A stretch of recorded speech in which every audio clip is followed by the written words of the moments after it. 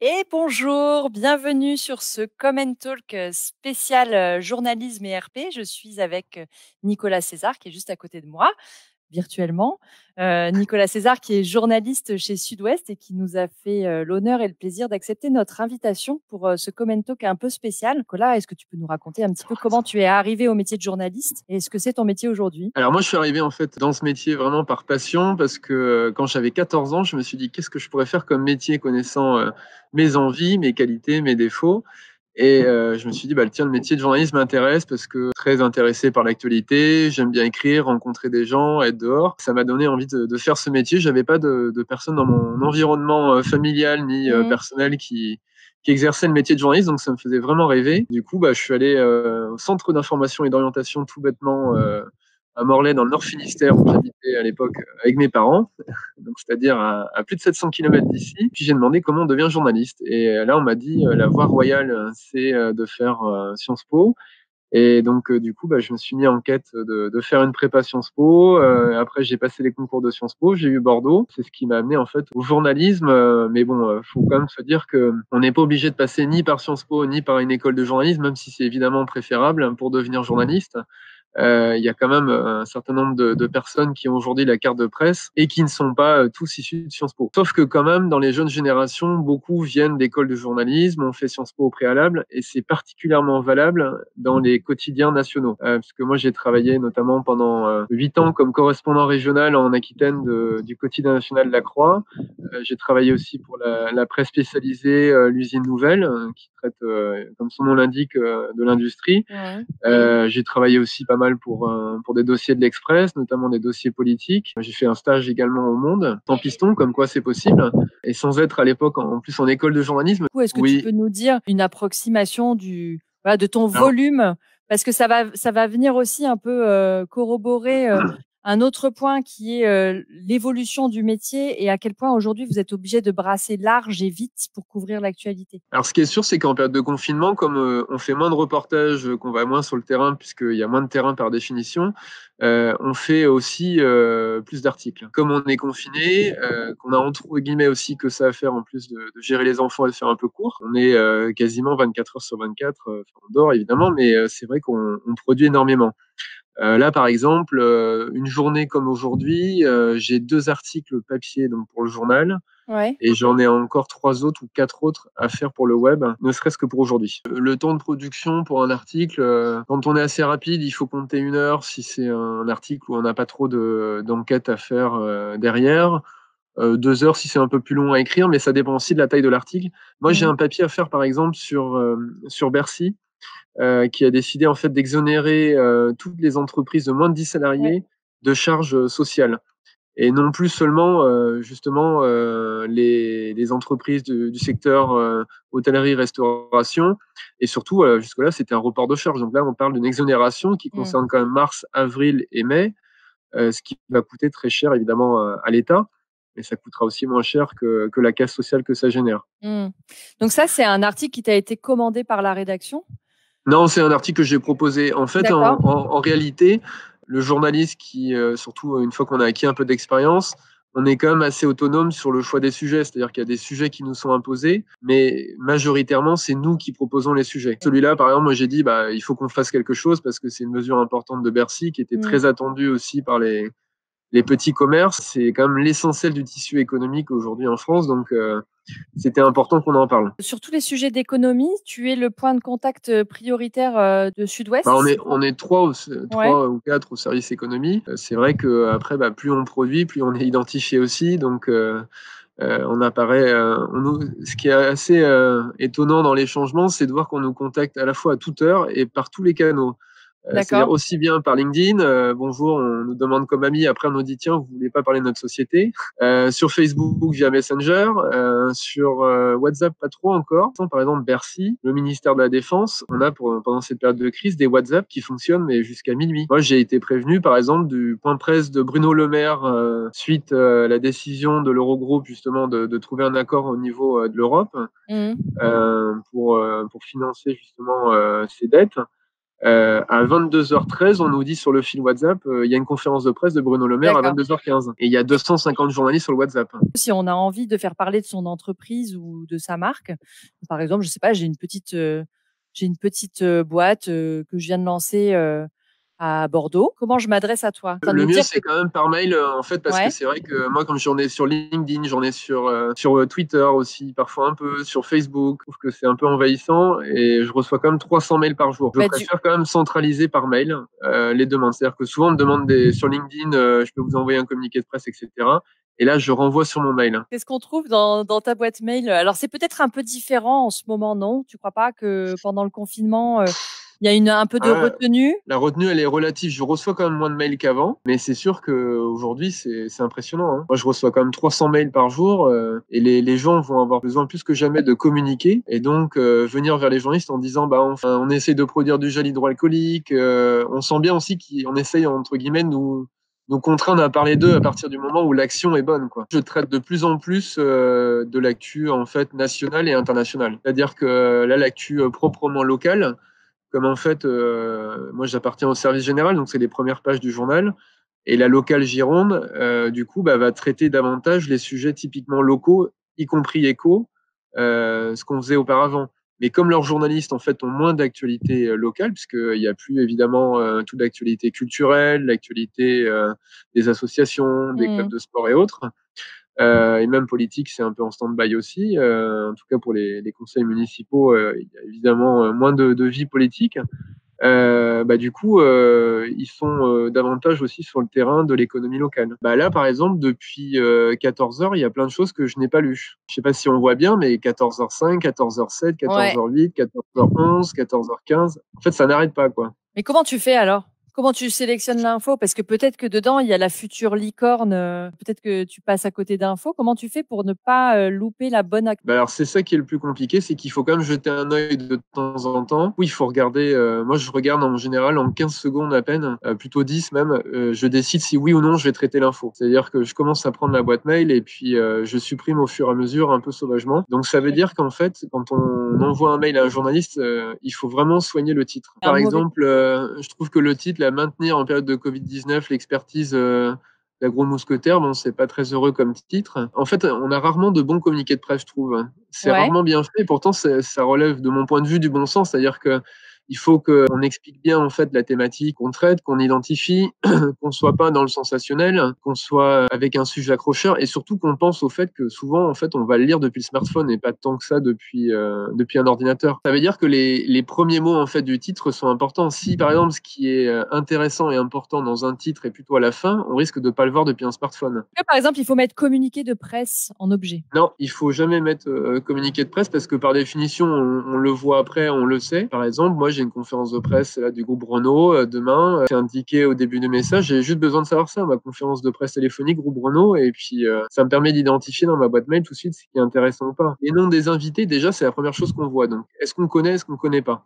Si Mmh. on connaît et que on sait que c'est un interlocuteur et un interlocuteur qui nous donne toujours de bonnes infos, qui est intéressant, ben, là du coup c'est intéressant pour nous. Donc on regarde plus facilement. Après c'est le titre. Si on connaît pas, on regarde le titre et là par exemple, je sais pas ce que c'est. Ça, le nouveau catalogue Triki est désormais disponible. Et Ouais. en temps normal, je supprime avant même d'avoir ouvert en fait le mail. Là, par exemple, pour gérer le confinement, le groupe Procédo propose d'identifier immédiatement les malades. Ils ont perdu de la place bêtement parce que je sais pas ce que c'est la suite et c'est peut-être ça qui est intéressant. Le pour gérer le confinement, par exemple, il sert à rien. Ce qui m'intéresse, c'est la fin justement. C'est ça, c'est les Ouais, caméras c'est thermiques. caméra thermique, ouais. Et là, tu vois, quand je regarde dans ma boîte mail, on le voit pas à première vue. Et pourtant, je suis depuis un ordinateur. On a beaucoup de propositions de témoignages d'experts dans cette période, quand il y a des gros sujets comme ça nationaux, que ce soit crise du Covid ou autre, on nous propose tous les jours des experts parce qu'ils savent qu'on en recherche.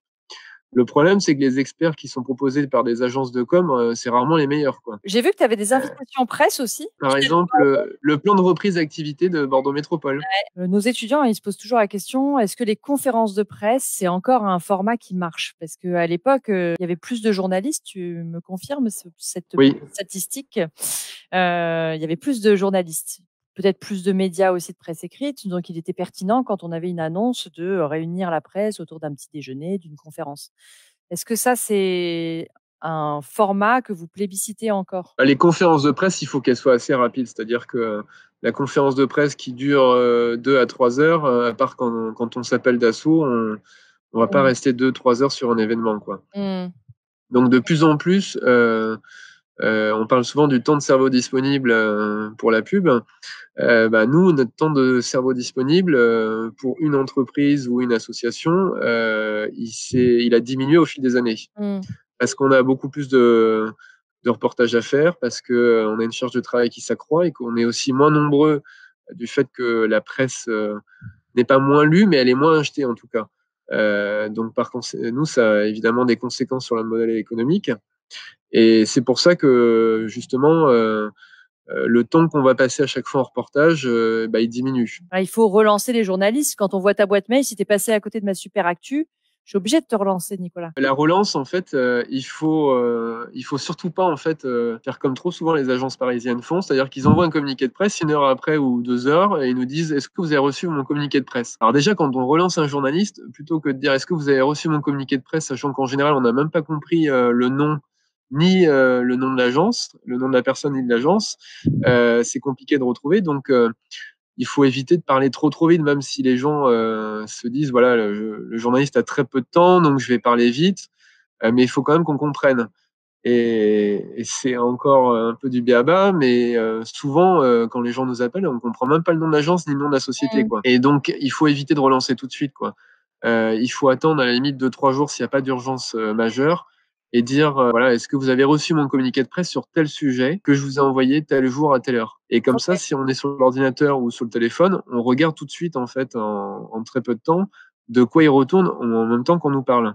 Et ça permet en fait de voir bah, si le sujet nous intéresse ou pas. Et puis, moi, je pense qu'il faut, ouais, il faut attendre en général 2, 3 jours. Et de la même manière, il faut pas communiquer trop tôt avant un événement. C'est-à-dire que nous, si on nous appelle 1 mois et demi avant un événement pour nous dire est-ce que vous pouvez en parler, on sait qu'il y a une demande évidemment de la part des clients de l'agence de communiquer sur un événement 1 mois et demi avant. Mais nous, pour nos lecteurs, ça n'a pas grand intérêt. Mmh. Il y a des logiques en fait qui sont contradictoires en termes de besoins entre la presse et la communication. Et il faut s'adapter en fait par rapport à ça et essayer de trouver un juste milieu. On peut pas répondre à toutes les attentes non plus des clients qui parfois veulent qu'on communique de telle manière sur tel sujet. Il faut, je pense aussi, parfois faire comprendre à certains clients que leurs attentes sont soit décalées, soit trop importantes par rapport à ce qu'ils peuvent réellement espérer. Tu apprécies quand un attaché de presse ou un chargé de RP vient vers toi avec, déjà un angle, peut-être, Bah, voilà, un sujet d'article qui soit pas juste, voilà, le catalogue. Bah, c'est ça en fait, c'est qu'on voit très vite et c'est pour ça que j'explique souvent aux étudiants que quand on fait, bien son travail, en fait, on sort très vite du lot. Parce que si on a un bon titre sur son communiqué de presse, bah, sur les 300 que je reçois par jour, on le repère très vite. Mmh. De la même manière, quelqu'un qui, comprend à peu près, de quoi il parle, par rapport au sujet, qu'il a travaillé un peu, qui a regardé aussi sur quoi écrit le journaliste. Parce que moi, on m'a quand même fait parfois des relances sur des sujets qui étaient quand même dans la presse le matin même. Ça m'est arrivé en me disant: «Est-ce que vous avez reçu mon communiqué de presse sur tel sujet que je vous ai envoyé hier?» Je dis: «Bah oui, oui, l'article il est en ligne là». «Ah D'acc excusez-moi». Ça se voit encore quoi. C'est-à-dire qu'en fait, c'est du b.a.-ba, mais il faut au moins taper sur Google, regarder, les sujets sur lesquels écrit le journaliste, ça prend, 30 secondes, et puis voir avant d'appeler, de relancer, surtout si le journaliste n'a pas déjà écrit ou si, le média en l'occurrence n'a pas déjà écrit sur ce mmh. sujet-là. Parce que franchement, il y a rien de pire que de relancer comme ça, de manière, vraiment quantitative, sans se poser la question de savoir si, le Du coup, journaliste, a traité le sujet, quoi. très sérieusement, tu décroches encore ton téléphone? Je pense que je me fais du mal tout seul, c'est-à-dire qu'effectivement, je décroche le téléphone au cas où, c'est comme les mails, quoi. C'est-à-dire que, bah, au cas où c'est intéressant, au cas où, même si c'est un numéro que je connais pas, bah, je décroche quand même. Et alors effectivement, quand c'est des 01, parfois je me dis: «Putain, pourquoi j'ai décroché, quoi?» Mmh. Parce que, c'est des agences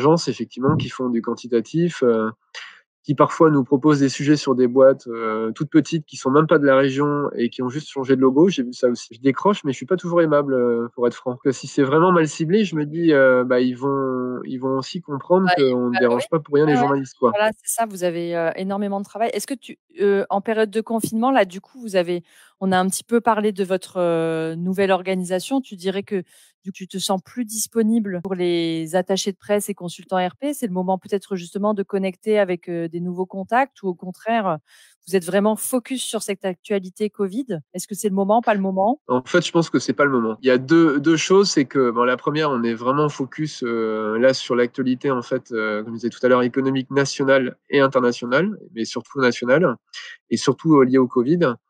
Donc les sujets connexes, ils ont intérêt à être vraiment bons si on nous propose des sujets qui sont hors Covid. Mmh. Et de la même manière, on ne peut pas non plus, c'est ce que j'ai expliqué plusieurs fois à des entreprises, communiquer dès qu'une entreprise va produire en fait du gel hydroalcoolique ou des masques. Parce que si on fait ça, on va se retrouver avec je ne sais combien de papiers en fait dans le journal qui vont répéter la même chose. Cette entreprise en fait a décidé de changer son activité. En période de confinement, est-ce qu'on constate peut-être une recrudescence de l'audience parce que les gens, ils ont envie d'informations un peu plus locales et du coup, ils se rapprochent du journal Sud-Ouest ou au contraire, c'est la dégringolade? L'audience a explosé et les abonnements numériques aussi ont fait x6, notamment sur les premières semaines. Et on est entré pour la première fois de l'histoire de Sud-Ouest dans le top 20 des sites français en termes d'audience. Bravo. Comment tu l'expliques? Les gens, en fait, sont évidemment confinés chez eux, ont du temps aussi pour s'informer, ont besoin d'avoir des informations parce qu'il y a beaucoup d'inconnus, beaucoup d'incertitudes autour de cette maladie et de ses conséquences. Et donc les gens, en fait, ont vraiment besoin de s'informer. Et ça montre aussi que un média comme Sud-Ouest, justement, reste référent pour eux au niveau régional sur ces sujets-là. Et surtout, ce qui est important pour nous aussi, on l'a vu à travers des enquêtes de satisfaction, c'est qu'on a proposé, je pense, un contenu éditorial aussi de qualité, quoi. Y compris par rapport à d'autres titres de la presse quotidienne régionale sur d'autres territoires. Je pense qu'on a fait un boulot honnêtement qui est vraiment de qualité sur le plan éditorial et qui a été salué aussi en interne. Tu penses que du coup, la tendance va être positive en sortie de confinement? Bah, je pense que les médias qui ont effectivement bien travaillé, qui ont gagné en audience, sont ceux évidemment qui, à la sortie de crise, vont récupérer le plus facilement les budgets publicitaires quand ils vont repartir. Et que ceux, à l'inverse, qui ont été moins présents durant cette crise, bah, risquent de souffrir davantage des conséquences économiques, quoi. Oui. Il est certain que là, ceux qui ont eu, entre guillemets, un rôle important de relais, d'entraide, d'un certain nombre d'initiatives positives ou d'initiatives de grandes entreprises ou de plus petites entreprises, bah, il y a quand même un lien presque affectif qui s'est créé aussi durant cette période difficile et que à la sortie, ça va laisser des traces. Comment se présentent-ils tous ces gens qui t'appellent, qui te disent: «Je suis attaché de presse, je suis consultant»? En général, on a un peu de tout. Consultant, c'est plus consultant ou tout simplement le prénom, le nom et sans titre et le nom de l'agence. D'accord, OK. Voilà, c'est, Mélanie, de l'agence, Hopscotch. Voilà. Pour toi, qu'est-ce que c'est un bon consultant, RP? En quoi le consultant, est un partenaire du journaliste? Alors un bon consultant RP, c'est vraiment, comme je disais tout à l'heure, celui qui va se préoccuper des sujets qui peuvent intéresser les journalistes. Donc qui va bien cibler, du coup qui va nous proposer des contenus, qui correspondent vraiment à ce qu'on traite. Et qui va éviter de nous déranger pour rien parce que je dis souvent que le premier contact est important. Si, un nouveau consultant qui est sur le marché, en l'occurrence un étudiant qui sort de l'ESP, ou de l'ESD, qui s'est orienté vers les métiers de la com, se dit: «Bah voilà, en contact avec un journaliste pour la première fois», si il a vraiment regardé sur quoi il écrivait, qui lui dit: «Voilà, je pense que ce sujet peut vous intéresser. J'ai vu que vous aviez traité, déjà un sujet un peu similaire, il y a quelque temps. Éventuellement, peut-être que ça peut aller dans telle rubrique».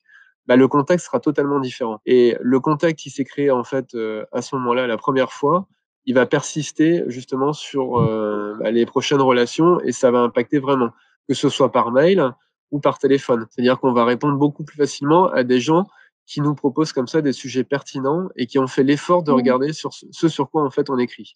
Et pas simplement de se dire, comme trop souvent, mon client a demandé ça, je vais contacter tel média et Mmh. je vais lui proposer sans trop réfléchir si ça entre en fait dans sa ligne éditoriale. Et ce que tu disais tout à l'heure sur l'angle, c'est-à-dire sans proposer d'angle particulier, en disant peut-être que cet angle-là peut vous intéresser. Il ne s'agit pas de faire le travail du journaliste, hein, mais c'est vraiment ça, quoi. La logique d'exclure, c'est aussi quelque chose qui, a encore de la valeur pour toi? Le fait que, par exemple, je te dise, «Cette information sur ma boîte, je sais pas, je vais faire une levée de fonds, je te la donne à toi et à personne d'autre». Oui, oui, ça marche. Si l'info est effectivement est intéressante en plus, on est sensible à ça et ça contribue aussi à améliorer la relation avec le journaliste. Comment tu vérifies tes informations avant de les publier? Parce que c'est vrai que quand on voit le flux que tu as à gérer, on peut se dire: «Attends, il a pas le temps de vraiment vérifier». Ça dépend des sujets, mais par exemple, j'en traite plus trop maintenant, mais par exemple en termes de faits divers, bah, il faut vérifier auprès de non seulement la police, mais aussi la justice, ces infos, et pas seulement se fier aux informations évidemment du voisin ou autre. Ce qui est important, c'est d'identifier d'abord les bonnes sources, c'est-à-dire les sources qui sont légitimes à nous donner des infos sur tout ce qui concerne le Covid ou autre. Si je dois faire un papier, par exemple, pour dire voilà à quoi vous avez le droit quand vous êtes employeur ou employé en termes de congés imposés, de RTT ou de congés payés, bah, il faut peut-être vérifier. Moi, j'ai été vérifié sur le site du ministère du Travail, mais parfois, si j'ai un doute, je vais tout simplement les appeler aussi. Donc il faut surtout, ça c'est le b.a.-ba du journaliste, c'est qu'il faut vérifier toutes ces infos autant que possible et au moindre doute, ne pas se fier à ce qu'on trouve sur internet. Mmh. Ou alors, si on est sur le site internet du ministère du Travail, moi je me suis posé la question, est-ce que j'ai vraiment la dernière ordonnance? Est-ce que c'est la dernière loi de finances rectificative ou est-ce qu'on parle de la première? Vous voyez, c'est des détails comme ça qui ont toute leur importance. Parce que par exemple, là sur l'histoire des congés payés, entre la première loi de finances et la deuxième, il y a des choses qui ont évolué. Et en contact avec les ministères directement, donc on a des contacts directs. Et puis là, en période de Covid, justement, on a tout sur WhatsApp, quoi. Assez étonnant de voir qu'il y a 250 journalistes sur le WhatsApp qui posent parfois des questions à 22h30 qui sont pas urgentes. Et puis on voit le directeur du cabinet de Bruno Le Maire qui répond, quoi. Mmh. Et tu ressens une forme de concurrence entre tous ces journalistes? Il y a de la concurrence, mais je pense que la concurrence, elle est quand même surtout à Paris. Ouais. Après, en fait, ce qui fait la qualité du journaliste et aussi de ses infos, bah, c'est les réseaux. Si on a un bon réseau, j'ai envie de dire que la concurrence, on n'a pas trop à s'en préoccuper, quoi. Donc, de ce que j'ai compris, dis-moi si je me trompe, mais il y a toujours de l'avenir pour, les attachés de presse et des consultants RP. C'est un métier, qui sera d'autant plus Ah, ça, important, c'est sûr. voilà, dans le monde d'après, comme on dit. Je te souhaite une bonne Merci, soirée Mélanie. et bon courage pour la rédaction de tes articles. À bientôt. Merci beaucoup. Salut Nicolas. Salut.